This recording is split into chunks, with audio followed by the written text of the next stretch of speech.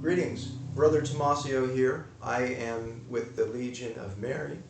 I believe very strongly in Jesus Christ as my Lord and my Savior, and I believe that Mary is his messenger in these end times, according to Revelation chapter 12.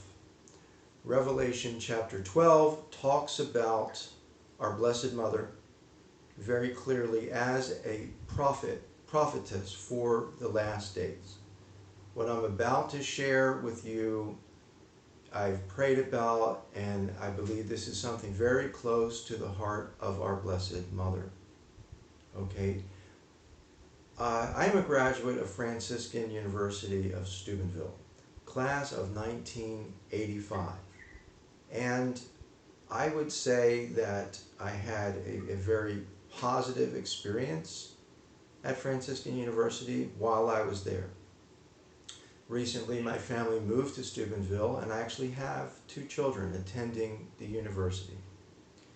Since I've moved back to Steubenville, I've become aware of some things that are very, very, very disturbing.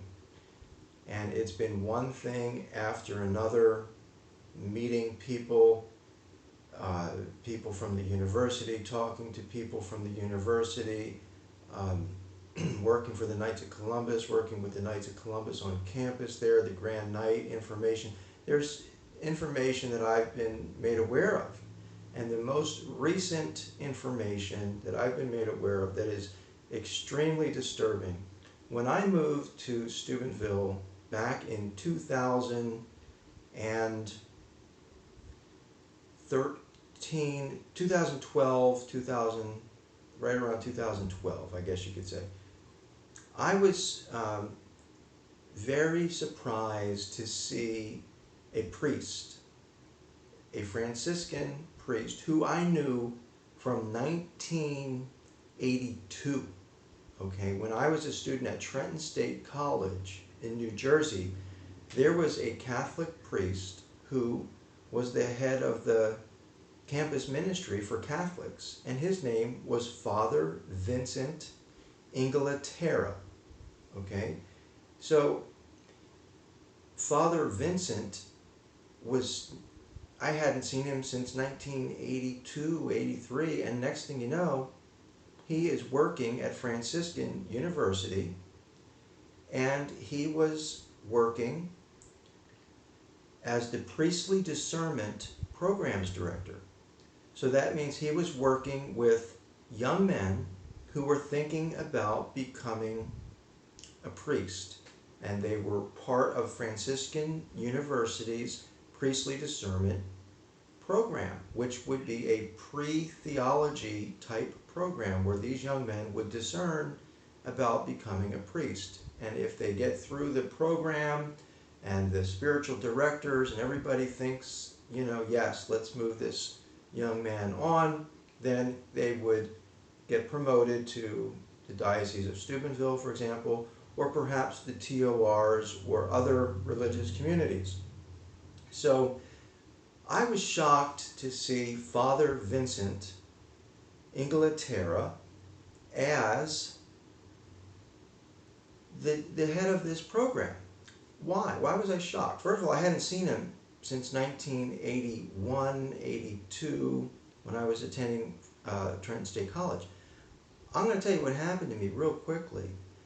I was not practicing my Catholic faith, but I was a Christian, and I was going to Protestant Bible studies, and someone invited me to go to the Catholic Fellowship on campus.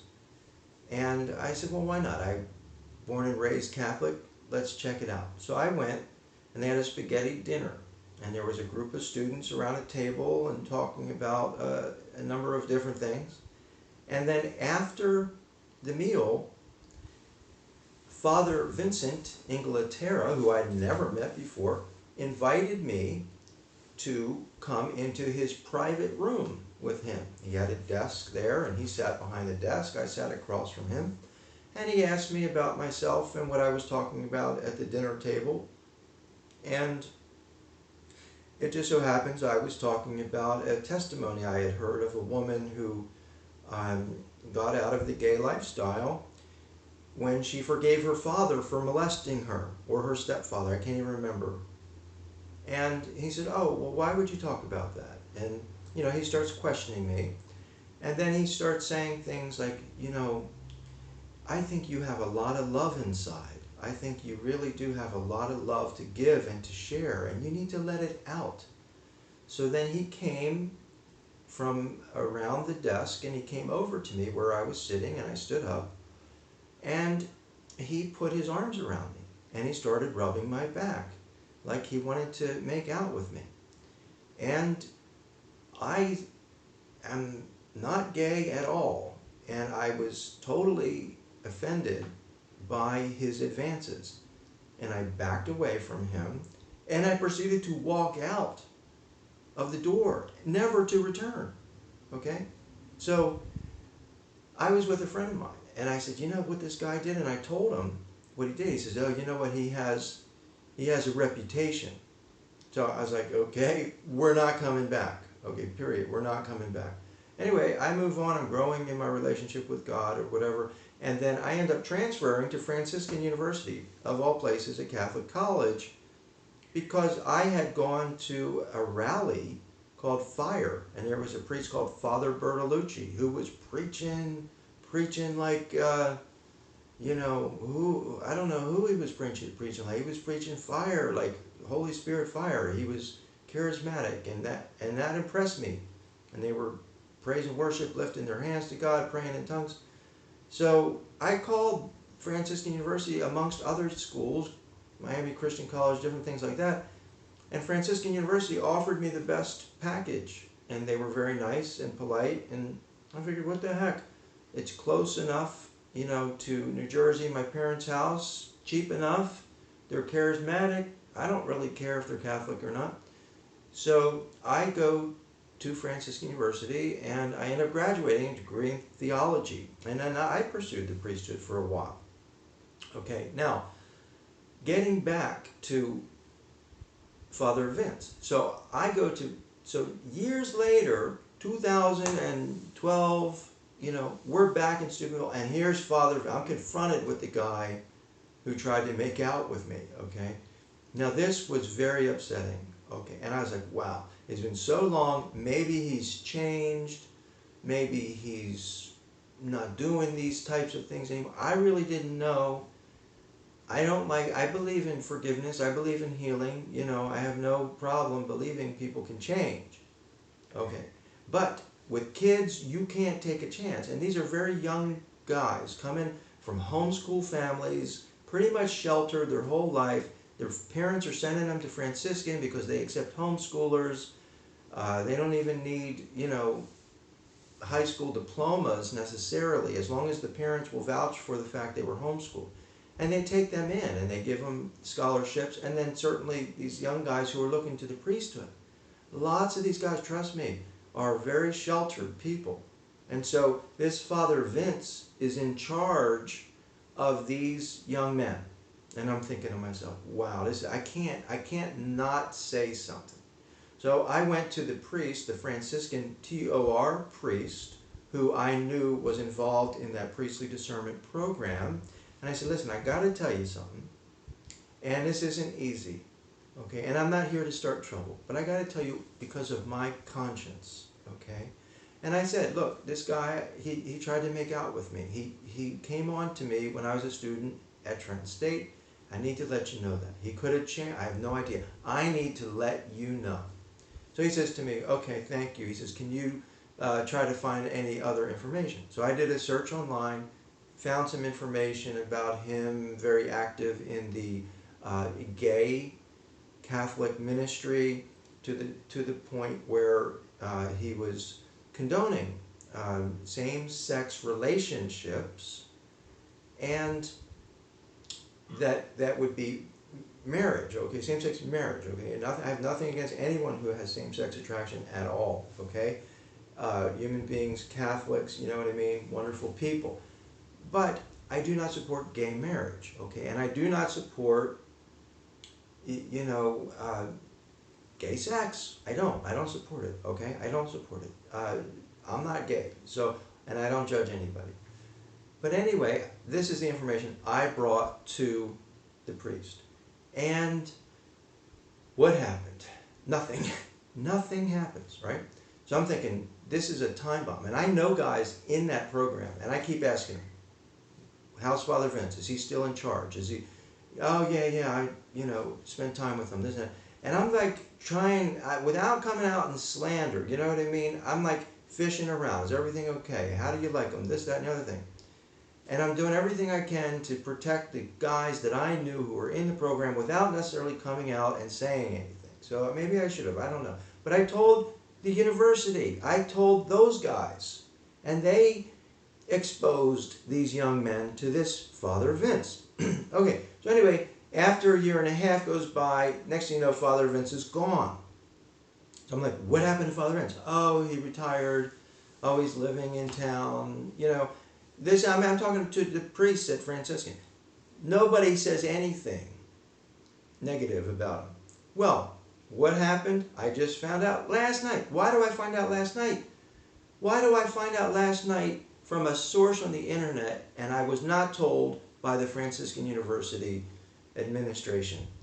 Here we go. Father Vince Inglaterra, okay, was charged and found guilty by his bishop of molesting a minor. There was a payoff. This was 2013. Okay, 2013. He's now no longer allowed to be around children, to act as a priest, this, that, the other thing. So they had to notify, the Bishop of Trenton had to notify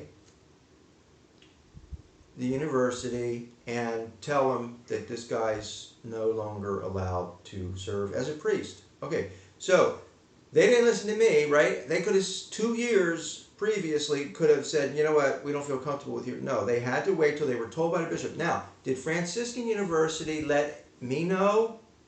No. Did they let anyone in the program? As far as I know, no. There was nothing. I live in Studio, no announcements, nothing. Did they say anybody who's had contact with Father Vince and it's not been good, could you please let us know?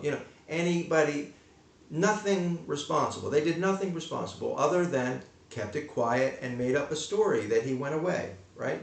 Okay, so 2011 to 2013, under Bishop Robert Daniel Conlon and Bishop Jeffrey Mark Monfortin, Father Vincent was at Franciscan University of Steubenville.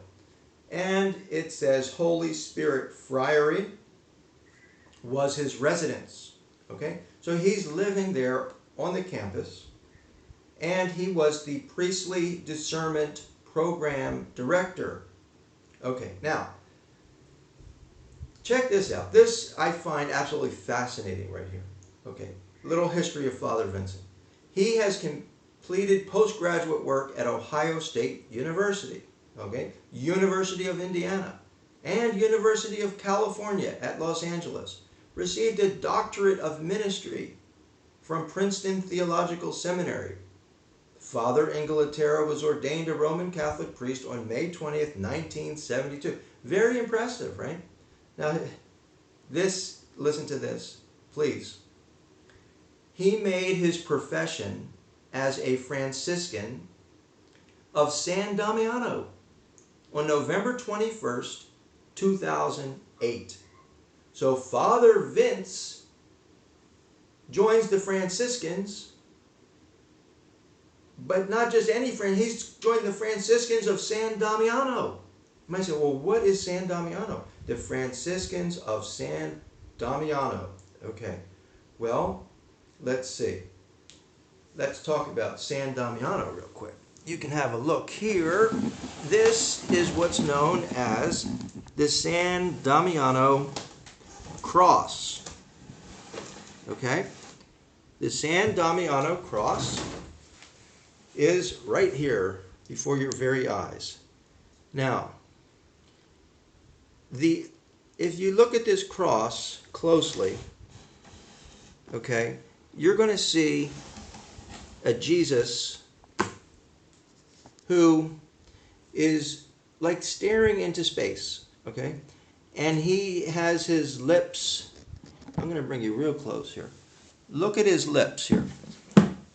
Okay. Looks like, what's he look like? I don't know. He looks like he's not happy. He doesn't look very happy. Okay, so if I'm on the cross, I'm not real happy either. He doesn't look real happy. Now, you go down a little bit. Look at his hair coming down off his shoulders. Kind of strange looking. But you go down, look at his stomach here. Okay? You have what is known as a phallic symbol on the stomach of Jesus Christ. What is a phallic symbol? Phallic symbol is a male genitalia, right smack in the middle of his stomach. Now this is so Father Vincent joins the Franciscans of San Damiano. This is the San Damiano cross, it's known as, that many Franciscans promote. Now look at this. Next to him you have two women having their own conversation, talking, you know what I mean? Sort of a grin on their face. The one is holding something in her hand, which is like a weird looking, maybe phallic type symbol. Over here, you have what's supposed to be the Blessed Mother and John. They're having their own side conversation. And what in the world is John holding in his hand? Also some floppy thing. Now, this is the crucifixion of Jesus Christ. And you got the holiest people in the world who are having their own conversations. Okay? Something's wrong here. And you have a phallic symbol right on his stomach. All right. Now, the reason I show you this is because at Franciscan University of Steubenville, this is their mascot, okay? This is the mascot. This cross, this picture right from the university. Everywhere you turn, they have this image. So you have guys like Father Vince there who are no longer allowed to serve as priests because they molested credible children. Father Bertolucci, more than one kids, okay? You had a seminarian last year, graduated from Franciscan, went through their program, went into the Diocese of Steubenville. 1 week before the Pope comes to Mexico, he's going to Mexico to buy a baby, to rape, and to videotape. You have Jason Rivers in jail the rest of his life, graduate of Franciscan University, lives in Steubenville, interacts with the homeschooling kids in Steubenville, raped his own daughter. Okay? And this is part of the community, the homeschooling community that is connected to the university through personnel, through people and priests coming in. And, you know, it's like a big, people move just to be by the university because it's a charismatic Catholic university and they have wonderful homeschooling families there and they're pro-life and everybody's happy there, right? No. Here's my point. Listen, you can't cover up any longer. It's not fair. Everyone else has to disclose if they've had priests employed by them in their service that have molested kids. They got to come clean with that information. Okay, the district attorney gets access to files, things of that nature. The movie Spotlight clearly brings this cover-up out. Why is Franciscan University and the Diocese of Steubenville covering stuff up? Why was I not told, thank you, Mr. Venditti, for telling us about Father Vince? We appreciate you caring for those young men. And we have found out that, you know what, there are credible allegations against Father Vince. Thank you so much. No, they don't say thank you. They censor you. They've censored me. They've threatened me. They've surrounded me with security guards when I'm on campus. Okay?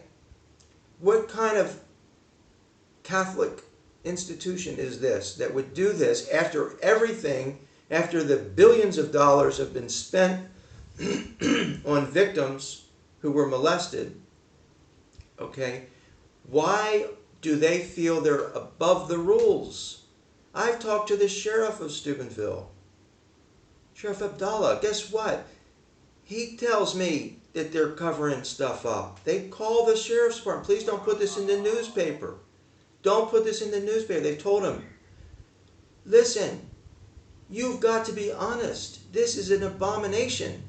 When you're covering stuff up like pedophilia and child abuse, you don't want anybody to know that you've employed child abusers. You don't want people to know. Why? Money? Money? You're afraid you're going to lose some money? Is that what the Franciscans have become? Money? St. Francis would be absolutely sick. He is sick. I can tell you that right now. He is sick. He ordered that Damiano cross out of public view. Placed it in the care of St. Clare. Out of public view. And what have you guys done? You've brought it back into public view in the midst of a scandal and crisis in the church. Okay, now, I was at the adult conference last weekend, and guess what? The giant Damiano was not there. And I'm thinking, wow, maybe they're waking up. Okay, and they just put a small one there. You can't see much. My daughter went to the youth conference this weekend. Guess what? The great big giant Damiano's back with the large phallic symbol in your face. So what are you doing? Why are you exposing these young high school kids to that, knowing what's on his stomach? Why are you doing that? There's no excuse. Why did 7 friars leave the community last year and no one was told why? Why are you covering this up? What is wrong? I spoke to 3 seminarians, Franciscan TOR seminarians, who said there's an inside story to those 7 friars who left last year out to Arizona, okay, starting a new community. And nobody's told anything. People in Steubenville who love these guys are not told a thing. No going away parties. Nothing said. Everything about this is cover up. Do you understand how bad this looks? Everybody associated with the university, you know, it affects us all. Do you understand? If you made a mistaken judgment, admit it. Stop covering up. Now, I'm very, very upset. As you can hear, I'm very upset. But this information has got to come out. People have got to know what's going on. Father Sheridan, you need to step up. You're the president of the university. Have a press conference. Let everybody know what's going on. Don't leave it up to the imagination. Deal with it, admit it, acknowledge it to be true. Father Bertolucci was banned from campus, right? I saw him on campus. He was at the Priest Deacon Seminarian Conference on campus after he was banned from campus. He was not allowed to be on campus, yet he was on campus. And nothing was ever said, done, nothing, okay? What more has to happen is my question. Do you think the Blessed Mother is proud of you because you bring thousands of teenagers in and you teach them to lift their hands up to a phallic symbol? Is that something you think the Blessed Mother is proud of? I mean, come on. Wake up. Jesus said, I'd rather you hot or cold. If you're lukewarm, I'm going to spit you out of my mouth. And that is so true. Okay? You got a lukewarm group there. Extremely lukewarm. And it's not good and it's nauseating. Okay? I can guarantee that. Now, does that mean everyone associated with you? No. I'm talking to the Franciscans. You guys are responsible for what's going on. The teachers are scared to death to say anything. That's ridiculous. They have the theology professors who are complicit in this, who know everything. They know about that seminarian that went to buy a baby to rape. They know about Inglaterra. They know about it, and it's all hush up. So, yes, Scott Hahn, these guys, absolutely. Your silence is pathetic, okay? And if you have to lose your job because you're going to defend innocent people, and you are going to, speak out against pedophilia, then lose your job. Okay? You can't tolerate that lukewarmness because you'll be held accountable too. I'm directing this towards the Franciscans, the theologians on campus, the moral theologians. Okay? This has nothing to do with anyone else, nursing or any of those wonderful programs on campus, and there's many, many good people. Okay? But those who know what's going on and are not saying anything, I'm challenging you in the name of Jesus and the Blessed Mother and St. Francis to come clean on what you know. Thank you.